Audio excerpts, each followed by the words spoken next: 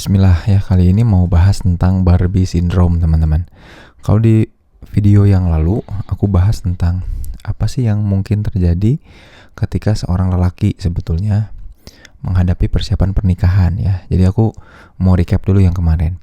Jadi tiap kali seseorang terutama laki-laki punya relasi yang melibatkan asmara dan kemudian mempersiapkan diri untuk pernikahan, biasanya memicu dia untuk menghadirkan pikiran soal tanggung jawab yang sebetulnya nggak relevan sama relasinya. Jadinya si laki-laki ini ngerasa sok-sok harus mempersiapkan segala sesuatu yang tidak melibatkan pasangannya, yang pada akhirnya bikin overthinking sendiri gitu ya. Jadi overthinking sendiri membuat dia ngerasa bersalah atas sesuatu yang tidak perlu terjadi dan lain-lain. Contohnya kayak gini, misalkan sebagai seorang laki-laki, waktu dulu aku ketika jadi suami itu pengennya bisa ngasih banyak hal ke istri gitu ya.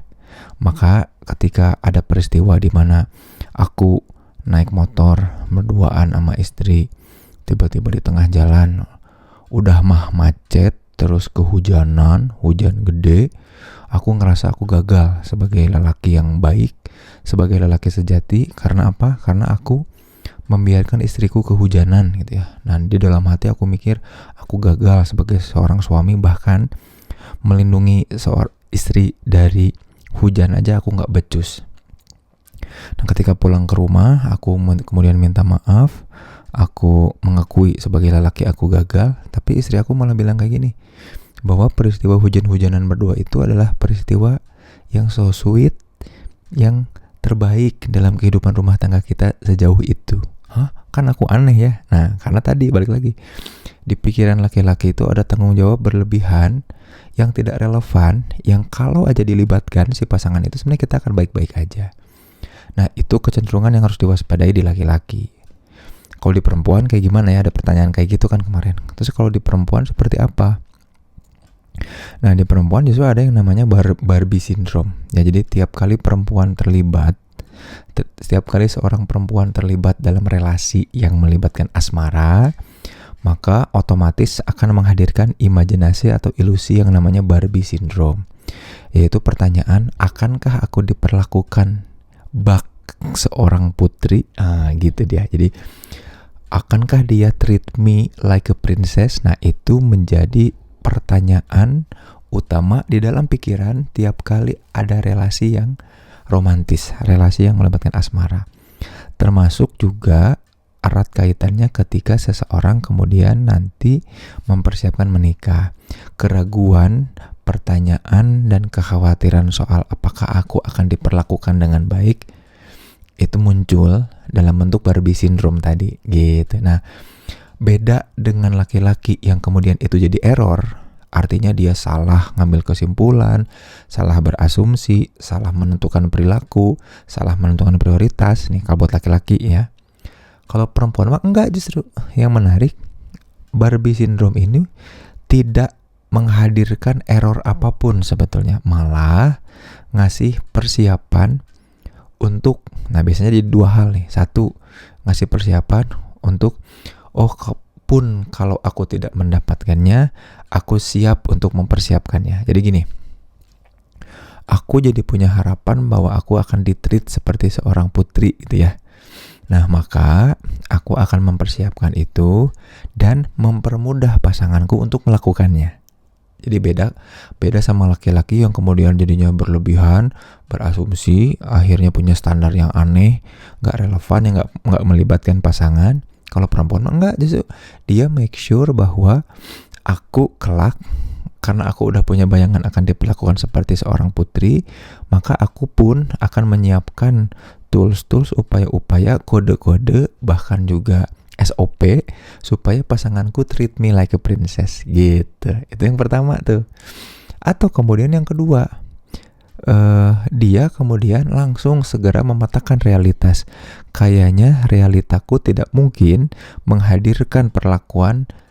Jadi misalkan realita di rumah tangga aku nanti kayaknya belum mungkin untuk membuat aku dijadikan seperti seorang putri. Maka aku belajar dari realitas dan akan melakukan apa. Jadi malah justru bagus lebih realistis dan lebih siap untuk menghadapi mahligai rumah tangga atau bahtera yang akan dihadapi sama rumah tangga gitu. Kan efeknya jadi bagus ya. Jadi walaupun namanya Barbie syndrome, dia nggak ngasih error. Makanya kalau kita cek soal marriage readiness ya, semua tools soal marriage readiness akan terjadi perbedaan yang signifikan antara laki-laki dan perempuan, di mana skor perempuan dalam adaptability, kemampuan beradaptasi itu jauh lebih bagus daripada laki-laki. Nah, cuman memang kita harus waspada soal Barbie syndrome itu. Jadi gini, tiap kali si perempuan sharing soal Barbie syndrome-nya, itu malah jadi seolah-olah jadi sebuah kewajiban bagi si laki-laki untuk mewujudkan. Padahal cuman pengen cerita doang gitu ya. Nah, ini yang menarik nih. Jadi Barbie syndrome itu justru nggak ngasih error ke perempuannya, malah ngasih tekanan ke si laki-lakinya. Nah, jadi contoh kayak gini. Ada beberapa kasus di mana kemudian si perempuan itu bilang bahwa aku pengen banget diperlakukan seperti ini dan itu gitu.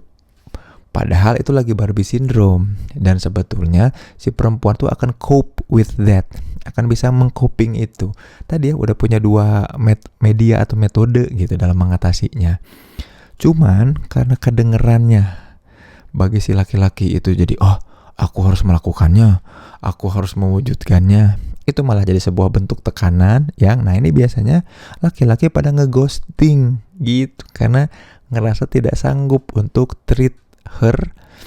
nge-treat si perempuannya seperti princess. Lucu ya, menarik ya. Jadinya memang yang paling berat, yang paling nyebelin adalah laki-laki yang menuju persiapan pernikahan. Satu, dia mudah error atas asumsi dan pemikirannya soal pernikahan. Dua, dia juga mudah untuk terpengaruh error juga gara-gara Barbie syndrome-nya perempuan. Makanya teman-teman, yang paling gampang dan galau dari persiapan pernikahan secara psikologis bukan perempuan, tapi siapa? Tapi laki-laki. Nah, karena ini ada pertanyaan kemarin, kalau perempuan gimana? Nah, salah satunya ini, waspadai apa yang kita sampaikan ke pasangan atau ke calon pasangan itu ngaruh terhadap pemikiran dan kehidupannya. Lelaki banyak yang ghosting itu seringkali gara-gara itu, ya. Sampai jumpa di video selanjutnya. Jangan lupa like dan subscribe video ini kalau teman-teman suka ya. Hatur nuhun udah nyimak. Assalamualaikum warahmatullahi wabarakatuh.